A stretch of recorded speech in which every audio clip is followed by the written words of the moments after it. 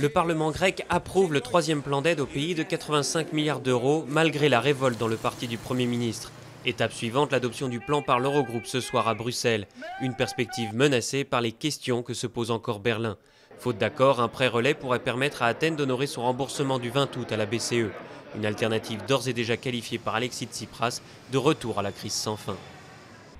Croissance zéro en France au deuxième trimestre, contraire aux prévisions. En cause, l'investissement des entreprises et la consommation des ménages qui ralentissent nettement. Le ministre de l'économie a néanmoins confirmé l'objectif du gouvernement d'atteindre 1% de croissance en 2015, s'appuyant sur une réestimation par l'INSEE de la hausse du PIB au premier trimestre à 0,8%.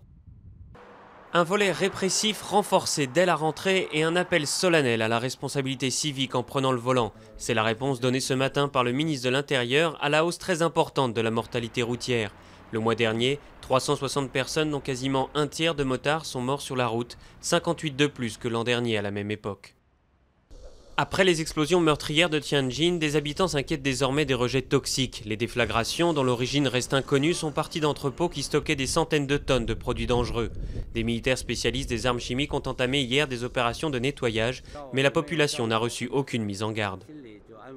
Comme tous les 6 ans et demi, la comète Chury vient de passer au plus près du Soleil. Mais pour la première fois, la tempête de gaz et la fonte de ses glaces à cette étape ont eu un témoin, la sonde Rosetta, qui a enregistré une moisson de données extraordinaire, selon le président de l'Agence spatiale française. Les scientifiques pensent trouver là l'origine des molécules qui ont permis l'apparition de la vie sur Terre.